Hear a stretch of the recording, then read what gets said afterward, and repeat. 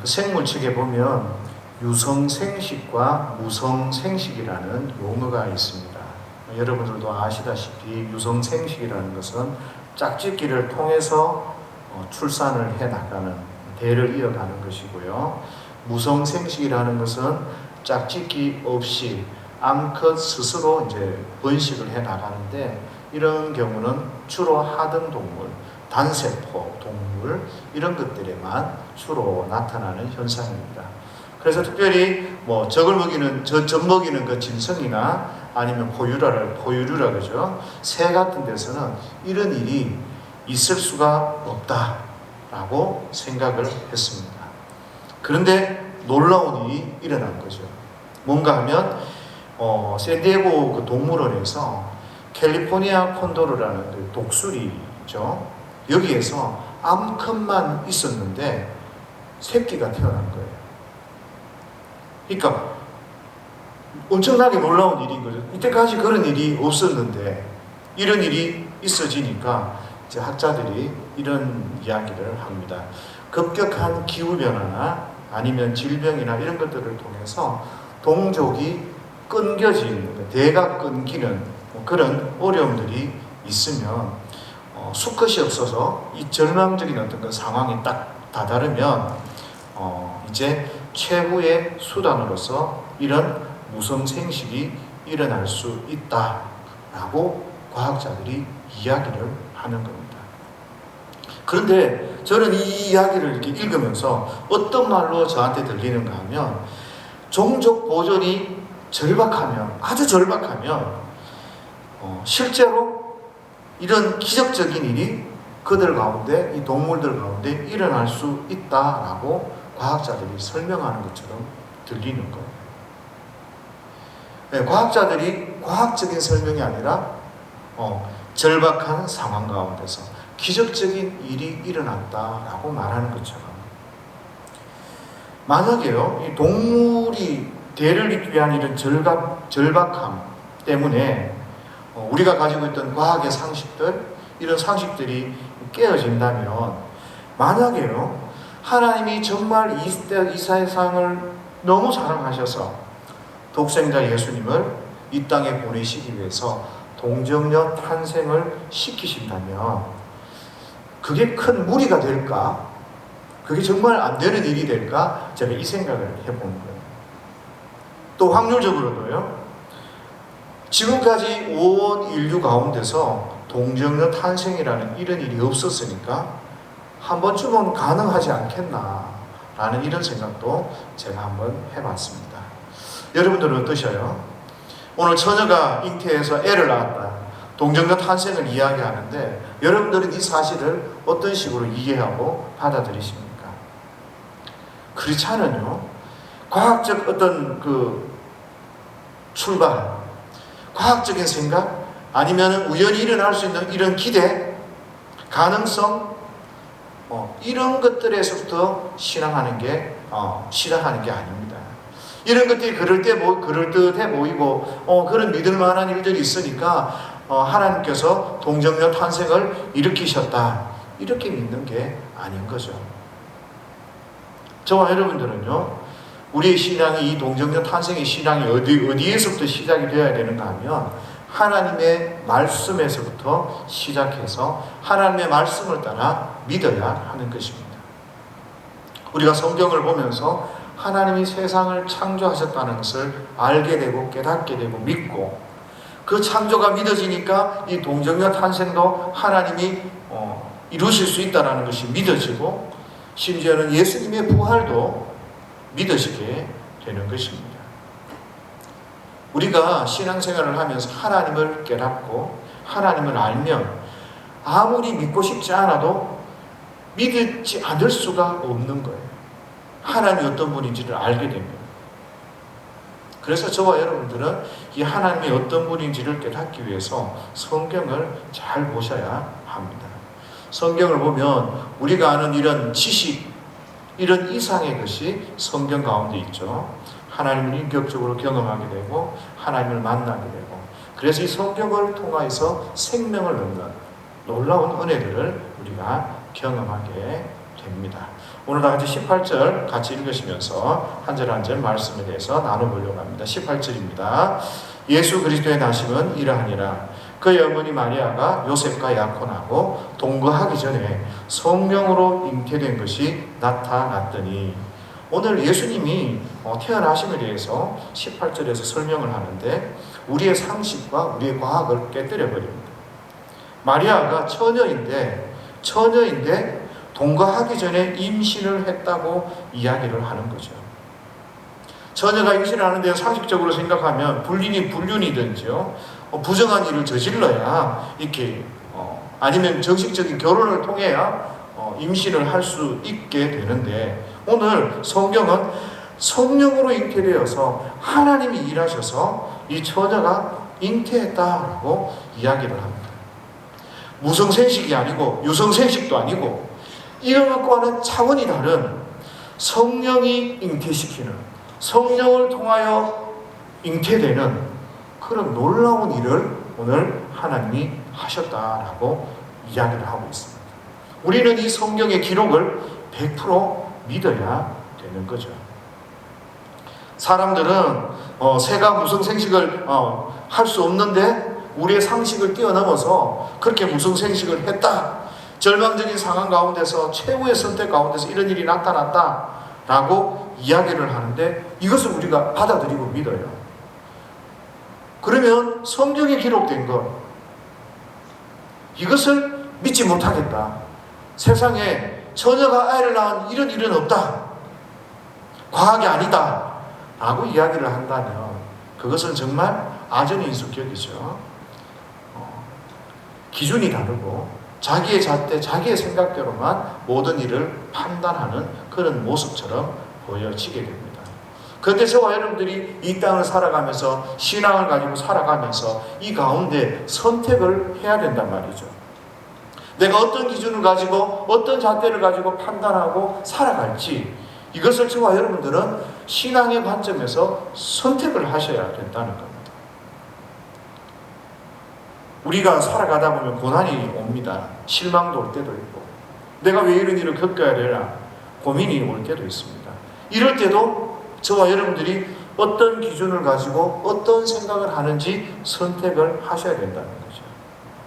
어떤 분은 살아가면서 정말 재수없네, 왜 나는 하는 일마다 이 모양이야 라고 원망하면서 그렇게 살아갈 수 있고요. 어떤 성도는 이것이 나를 더 강하게 해주는구나, 지금 나에게 일어나는 이 고난이, 힘든 일이 나를 더 야무러지게 연단해 주는구나 라고 생각하면서 살 수도 있어요.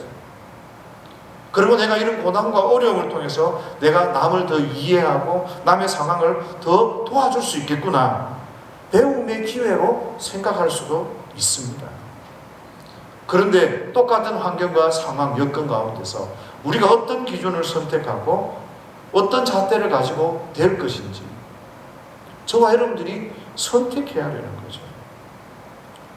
성경에 기록된 것은 내가 믿지 못하겠다, 세상에서 일어난 그 일들, 과학자들이 하는 그 일들은 내가 믿겠다, 그걸 선택해야 되듯이 저와 여러분들은 이런 생각과 어떤 기준을, 잣대를 선택해야 하는 것입니다. 그래서 우리가 이 땅을 살아가면서 어떤 생각, 어떤 기준을 가지는가, 이것은 매우 중요하고요. 저는 그 기준이 성경적이어야 한다고 생각합니다. 이 성령이 잉태시킨 것에 대해서 유성생식해야 되는 이 새가 무성생식이 되었다라는 이야기는 저희 고등학교 때는 들어보지도 못했어요. 그러니 과학이 맞다라고 생각하고 그 가운데 우리가 고민하고 했는데, 시간이 지나고 나니까 이런 일들이 이 땅 가운데 생겨나는 거예요. 그러니까 이제 우리가 뭐라고 이야기할 수 있어요? 하나님께서 이런 일들도 능히 하실 수 있다라고 저와 여러분들이 말할 수 있는 거예요. 그 말은 저와 여러분들이 알고 있는 이 과학이나 이런 모든 일들이 세상의 모든 진리를 다 꿰뚫어 알지 못한다. 우리는 연약한 사람이다. 그래서 온전하고 완전한 하나님의 말씀을 기준으로 해서 살아야 된다라는 것을 좀 기억하시면 좋을 것 같습니다. 19절입니다. 다 같이 읽습니다. 시작. 그의 남편 요셉은 의로운 사람이라 그를 드러내지 아니하고 가만히 끊고자 하여. 오늘 그 남편에 대한 이야기가 나오는데요, 굉장히 의로운 사람이다라고 합니다. 이 사람은 그 아내와 정혼을 한 사람이에요. 이 시대의 정혼은 우리 시대의 약혼하고는 개념이 좀 다릅니다. 이 정혼했다라는 것은 이미 법적으로 부부라는 것을 말해요.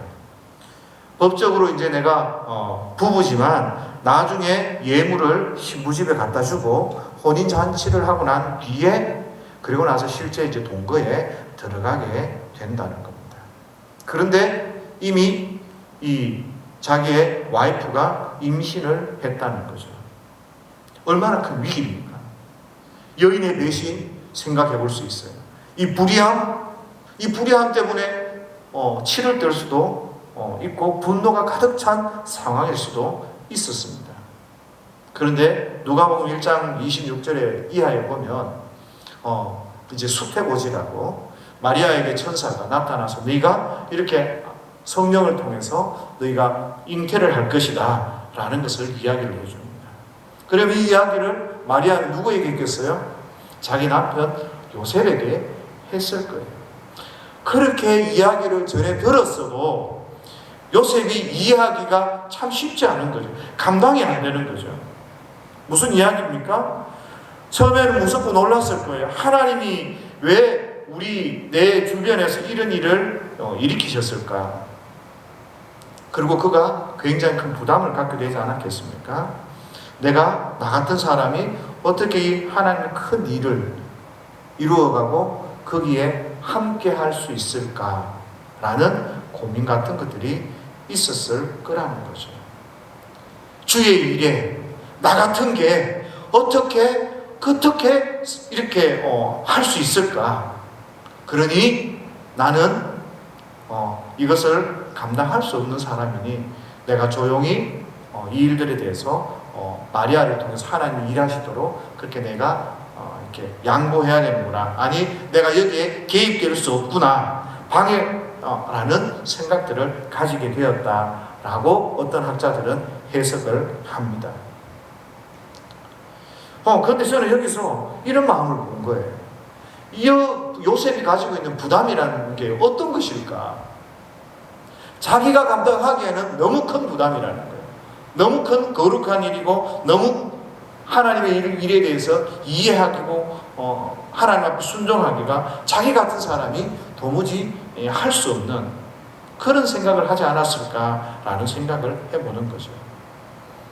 그래서 저는 요셉과 같이 저와 여러분들이 이런 태도와 자세를 가지는 게 좋겠다라고 생각했습니다. 하나님의 어떤 일들이 있을 때 그거요? 쉬워요. 그거요? 제가 할게요. 이런 것도 너무 귀하고 감사하지만, 그러나 하나님의 일 앞에서 저와 여러분들이 나의 부족함을 깨닫고 주님, 이 존귀한 일을, 이 하나님의 일을 제가 어떻게 맡아서 할 수 있겠습니까? 저는 너무 부족하고 연약합니다. 라고 겸손하게 하나님 앞에 조심하고 주의하고 하나님의 일을 귀하게 생각하는 이런 부담, 이런 태도, 이런 경외하심이 오늘날 이 시대 가운데 좀 있었으면 좋을 것 같아요. 기도하는 문제도 그렇습니다. 아이들을 가르치는 문제도 그렇습니다. 교회에 헌신하는 문제도 그렇습니다. 우리가 주의 일을 감당하는 것이 얼마나 귀하고 감사한 일인데 그것들에 대해서 우리가 너무 쉽게 생각해요. 내가 교회 일 돕죠. 내가 이런 일을 하죠. 그런데 그 일이 사람의 일이 아닌 거예요. 누구의 일이에요? 하나님의 일인 거예요. 하나님이 생명을 사랑해서 그 생명들을 위해서 저와 여러분들이 서로 유기체적 관계를 가지고 그렇게 그 사람들을 살리고 생명을 구원하기 위해서 그들에게 복음을 전하는 그 일들을 위해서 하나님이 저와 여러분들에게 일을 맡기시는 거죠. 그럼 어떻게 해야 돼요? 이 귀한 일, 내가 감당할 수 없는 이 일, 하나님 나에게 맡겨주셔서 감사합니다. 이런 마음들이 있어야 되는데 오늘 요셉을 하나님의 의로운 자라고 말씀하시는 걸 보는데 끊으려고 했다라는 게 이런 의도가 다분히 있었던 것으로 보이는 겁니다. 사실 그렇잖아요. 율법에 의롭다라고 이야기하면 율법에 맞게 행동해야 되잖아요. 율법에 맞게. 율법에 맞게 행동을 하려면은 처녀가 지금 임신을 한 것이라면 어떻게 돼요? 돌로 쳐 죽이는 거예요. 그래서 하나님의 거룩함이 드러나도록 하는 게 그게 의로운 거예요. 그런데 오늘 이 요셉은요, 어때요? 그렇게 하지 않았다는 거예요. 율법의 참 의도가 무엇인지, 뜻이 무엇인지, 하나님의 뜻이 무엇인지 처음 있는 이 일들을 통해서 그 일들을 밝히려면 어떻게 해야 돼요? 다 드러내야 돼요. 그런데 오늘 요셉이 조용히 그를 부끄럽게 하지 않고 그 일을 드러내지 않고 그냥 내가 여기에서 끝을 내야 되겠다라고 생각하는 게 그런 겸손과 하나님을 경외하고 주의하는 그런 태도에서부터 비롯된 게 아닌가라는 생각들을 해보게 됩니다. 그리고 나서 20절, 21절입니다. 다 같이 시작. 이 일을 생각할 때 주의 사자가 현몽하여 이르되 다윗의 자손 요셉아 내 아내 마리아 데려오기를 무서워하지 말라. 그에게 잉태된 자는 성령으로 된 것이라. 아들을 낳으리니 이름을 예수라 하라. 이는 그가 자기 백성을 그들의 죄에서 구원할 자이심이라 하니라. 이제 이런 요셉에게 천사가 나타나서 꿈에서 나타나서 말씀하십니다. 너도 순종해라. 네 와이프 마리아가 하나님의 말씀이 자기 뜻대로 그 가운데 이루어지기를 원합니다 라고 고백했던 것처럼 그 아내를 너는 받아들여라. 너도 순종해라. 이 일들은 사람의 일이 아니다. 네가 그래 부담을 갖고 네가 그렇게 조심스럽고 하지만 그러나 이 성령으로 인해 성령께서 잉태시켜서 하나님의 일을 하시는 이것들을 너는 순종해라. 부담스럽잖아요. 상식 밖의 일이고. 사람은요, 대부분 내 상식 밖의, 내 생각 밖의 일에 대해서는 순종을 안 하려고 합니다. 어떻게 예수님을 그렇게 믿어요? 꼭 그렇게 신앙생활 해야 됩니까? 라고 이야기합니다. 그럼에도 불구하고 요셉은 24절 보면 어떻게 하죠? 요셉이 잠에서 깨어 일어나 주의 사자의 분부대로 행하여 그의 아들을 데려왔으나 요셉은 순종합니다. 그러니 의로운 사람이라고 칭하는 것이죠. 우리의 삶 속에서 가끔 이런 순종을 우리에게 요구하실 때가 있습니다. 그때 여러분 반드시 하나님 앞에 순종하실 수 있기를 축복합니다. 저는 헌금에 대해서 이렇게 사람들에게 설명을 합니다. 또 우리 교회는 믿음의 11조라고 이야기를 하는 것도 그런 맥락에서 이야기를 하는 겁니다. 때로는 굉장히 가난한 분들을 만날 때가 있어요. 자신 있게 이야기합니다. 헌금하지 마세요. 하나님이 지금 당신이 굶고 헌금하는 거 하나님 기뻐하시겠냐고. 만약에 여러분이 부모님에게 용돈을 드리는데 진짜 먹을 것도 없는데 부모님에게 용돈 드린다고 하면 그거 부모님이 그렇게 기뻐하시겠냐고. 하지 말라고. 하지 마시라고. 그런데 한 가지 기억은 하십시오. 나중에 하나님이 여러분의 삶을 부욕해 하시고 당신의 삶을 부욕해 하셨을 때 그때도 헌금을 조금밖에 하지 않는다. 그거는 당신이 믿음이 없는 겁니다. 하나님을 사랑하는 게 아닙니다. 그렇게 말씀을 드려요. 우리의 헌금이라는 게 우리의 11조라는 게 모든 것이 하나님의 것입니다 라는 고백이잖아요. 그래서 우리가 11조만 하라는 게 아니라 10의 10조를 하는 거예요. 하나님을 사랑해서 하나님의 일을 위해서 우리의 시간도 드리고 우리의 예물도 드리고 우리가 가진 모든 재능도 드리고 그렇게 하는 거잖아요. 그때 딱 그것만 하겠어요. 그거는 신앙이 아닌 거예요. 그래서 나중에 지금은 헌금을 하지 못하고 얼마든지 하나님 앞에 감사히 그렇게 지내시지만 이 다음에 형편이 좋아지고 또 하나님께서 당신을 위해서 많은 일들을 행하셨으면 그때는 10의 1조가 아니라 10의 10조를 하십시오. 그렇게 마음껏 헌금하면서 주의 일들을 감당하십시오 라고 제가 그렇게 말씀을 드려요. 그런데 딱 한 가지 예외를 이야기합니다. 그 예외가 이런 거예요.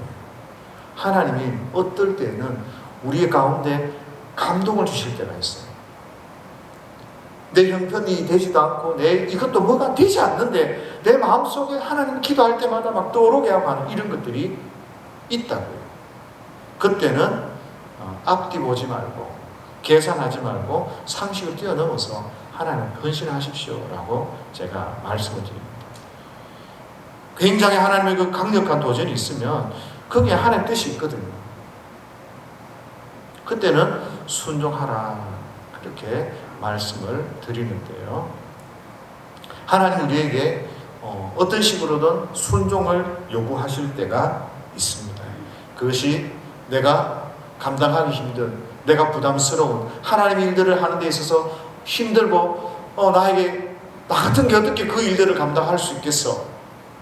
그러나 하나님이 말씀하시면 순종하시라는 거죠. 나는 못하죠. 우리는 할 수 없죠. 그러나 하나님이 말씀하시면, 하나님이 도와주시면 할 수 있습니다. 그래서 하나님이 명령하시는 것에선 반드시 순종을 하시면 좋을 것 같습니다. 아니, 좋을 것 같은 게 아니라 반드시 그렇게 하셔야 됩니다. 그리고 오늘 예수님께서 성령으로 잉태해 주셨어요. 그래서 이 예수님의 이 구속 사역과 성령님의 이 사역을 여러분들이 좀 잘 이해하시면 굉장히 좋을 것 같습니다. 예수님이 성령으로 잉태되어서 단순한 사람이 아니라 하나님의 아들이 되신 것처럼 오늘 우리도요, 성령으로 다시 태어나야 구원받은 하나님의 백성이 되어질 수 있다는 사실을 기억하시면 좋을 것 같습니다. 예수님이 왜 하나님의 아들이고 예수님이 왜 신입니까? 그것은 처녀의 몸에서 태어나서 하나님의 아들이 되는 게 아니에요. 성령으로 잉태되었기 때문에 하나님의 아들이 되는 것입니다. 사람들이 묻습니다. 왜 예수님이 하나님이시냐? 그러니까 어떤 분들은 성경 한두 구절을 읽고 나서 예수님은 사람입니다. 또 한두 구절 읽고 나서 예수님은 신입니다. 할 때 바람과 바다를 잠잠케 하시고 기적을 일으키시는 이 놀라운 일을 행하셨기 때문에 예수님은 신입니다. 하나님이십니다. 라고 이야기를 하는데요. 이 생각은 굉장히 잘못된 생각인 거예요. 무슨 이야기인가 하면 이런 기적은요, 베드로도 행하고 바울도 행한단 말이죠. 기적을 행했기 때문에 하나님이 되십니다 라고 말하는 것은 굉장히 논리적으로 어려움이 있어요. 부수적인 어떤 증명할 수 있는 자료는 될 수 있지만 그것들 그렇게 생각하면 굉장히 곤란한 거죠. 예수님의 태어나심 그리고 예수님의 모든 사역, 예수님의 모든 이 구속 사역은 성령님과 관련이 되어 있어요. 성령으로 잉태했죠. 성령님께서 광야를 이끌고 가시죠. 성령님을 힘입어서 많은 일들을 행하시는 거예요. 그렇게 예수님의 구속 사역이 이루어지는 겁니다. 그렇게 구속 사역을 이루셨던 것처럼 저와 여러분들이 하나님의 백성으로 세워지는 그 과정도 성령님께서 함께 하셔서 우리가 하나님의 백성됨을 깨닫게 하시고 예수 그리스도가 하나님의 아들이심을 깨닫게 하시고 믿어지게 하시고 그렇게 우리가 하나님 앞에 사랑하며 나아갈 수 있게 도와주시는 거라는 겁니다. 그래서 오늘 성령으로 잉태되었다라는 이 말은 굉장히 중요한 의미를 지니고 있습니다. 그리고 21절에는 예수님이 하시는 일에 대해서 저와 여러분들에게 설명을 해주고 있습니다. 예수님은 우리를 죄에서 구원하실 분이다 라고 설명을 해주세요. 죄에서 구원하신다는 게 도대체 무슨 의미일까? 많은 의미를 가질 수 있는데 첫 번째 저와 여러분들이 생각해야 될 게 이런 거예요. 18절 앞에 보면 족보 이야기가 나와요. 족보 이야기 끝에 보면 바벨론으로 이제 이스라엘 백성이 포로로 잡혀갑니다. 그리고 나라를 잃어버리게 되고 그 속에서 메시아를 고대하는 그런 상황에 이제 이스라엘 백성들이 있게 되는 거죠. 그러니까 바벨론 포로 가운데서 없어진 이 나라 어떻게 회복되느냐? 이게 이스라엘 백성들에게 있어서 가장 큰 중요한 화두란 말이에요. 그런데 예수님께서 하시는 이야기가 내가 너희를 로마에서부터 회복시켜서 나라를 새로 세우는 게 아니라 죄에서부터 구원시키고 죄에서부터 회복시키는 그런 나라를 세울 것이다 라고 말씀하시는 거죠. 그럼 죄가 뭡니까? 왜 바벨론 포로로 끌려갑니까? 우상 숭배하고 하나님 앞에 불순종했던 거잖아요. 그래서 우리가 이 말씀을 1차적으로 우리가 고민을 해서 생각을 해보면 이렇단 말이죠. 하나님께서는, 예수님께서는 우리를, 자기 백성을 죄에서부터 회복시키고 죄에서부터 구원시킨다는 이 말은 하나님께로 돌아오게 하겠다라는 의미라는 거죠. 돌아오게 하겠다.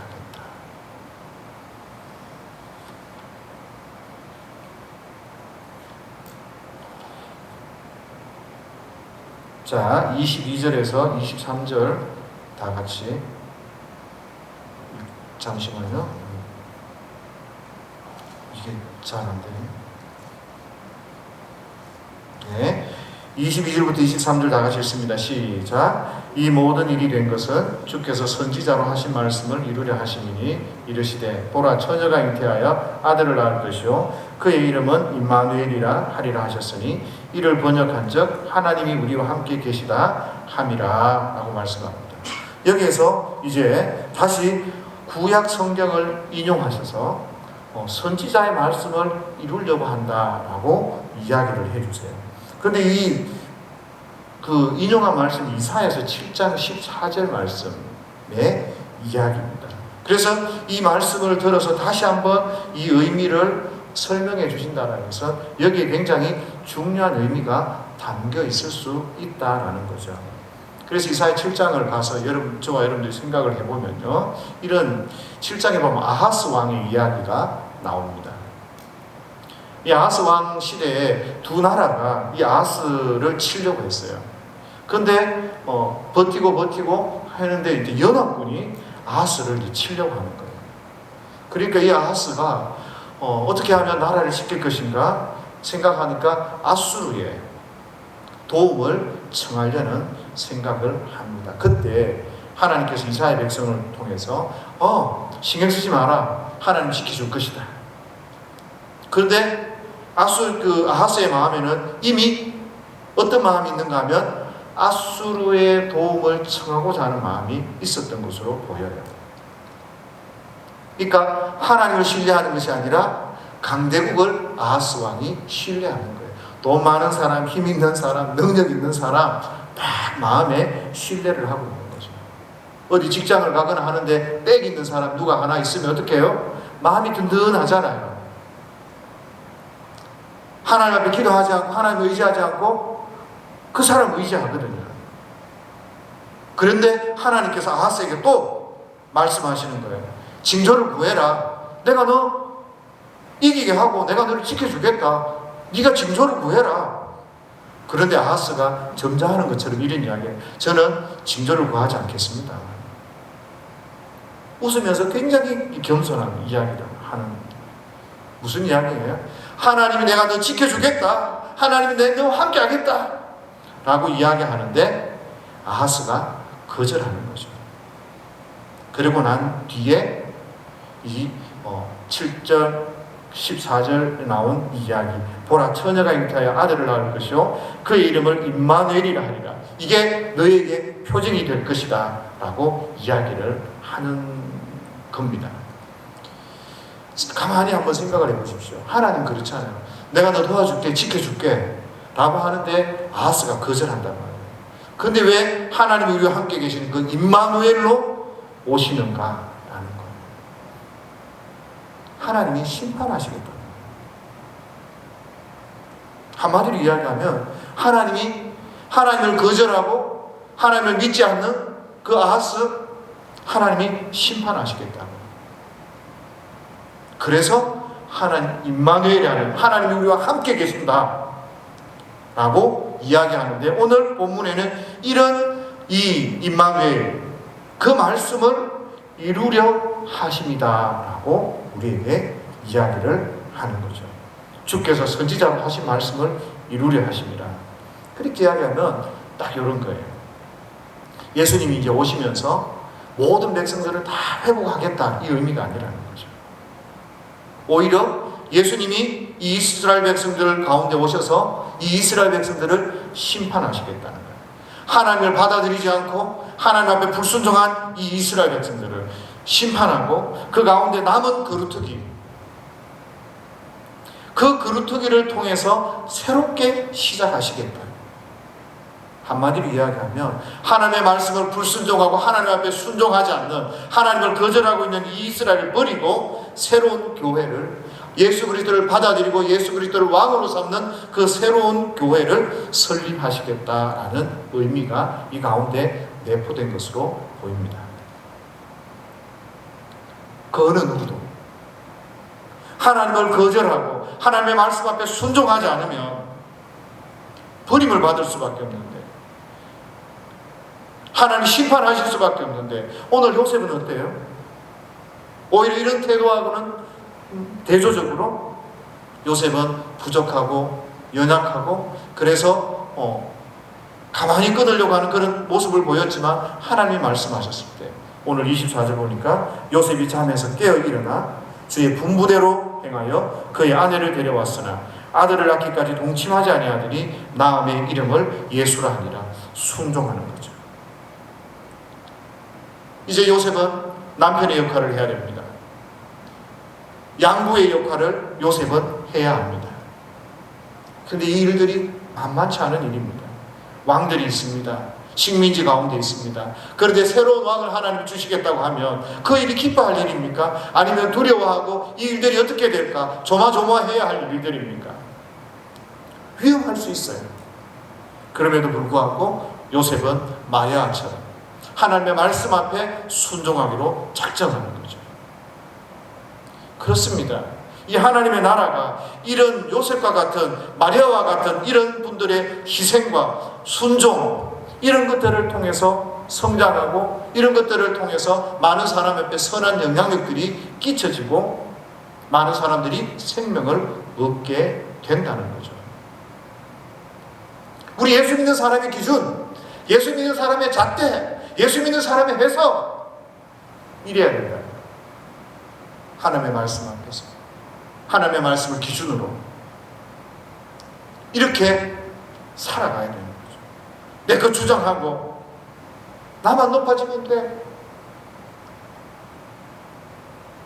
그런 게 아니라 악을 받았지만, 악을 내가 당했지만 선으로 갚고, 사람들이 바보 소리를 듣는다 하더라도 그 바보처럼 우리가 주님 앞에 믿음으로 살아가기 위해서 노력하고, 다른 사람을 배려하고, 다른 사람을 더 귀하게 생각하고, 손해보는 것이 일상이 되어야 합니다. 근데 요즘 세대 사람들은 손해보지 말라고 해요. 너 자신이 가장 중요하고 소중하다고 이야기해요. 그러나 예수 믿는 사람의 잣대와 기준과 표준은 그런 게 아니라는 거죠. 낮아져야 되고, 좁은 길을 걸어가야 되고, 겸손해야 됩니다. 우리가요, 예수님처럼 과거에 막 그렇게 막 살아가지 못하더라도 흉내라도 좀 냈으면 좋겠어요. 예수 믿는 사람답게. 조금 드린 것 같고, 조금 약한 것 같고, 조금 불편한 것 같아도 조금 희생하고, 조금만 더 더디게, 그렇게 하나님 앞에 살 수 있다면 얼마나 좋을까라는 생각을 해봅니다. 오늘 요셉이 이 하나님 뜻에 순종했으니까 하나님의 말씀 앞에 순종할 때 하나님 뜻이 그 삶 가운데 이루어지잖아요. 오늘 저와 여러분들이 다 불순종했어요. 여기에서 하나님 뜻이 이루어지겠습니까? 이루어지지 않습니다. 다르게 하나님이 이루시지. 그래서 저와 여러분들에게 하나님이 말씀하시면 순종을 통해서 그렇게 하나님의 영광을 드러낼 수 있는 저와 여러분들이 될 수 있기를 예수님의 이름으로 축복합니다.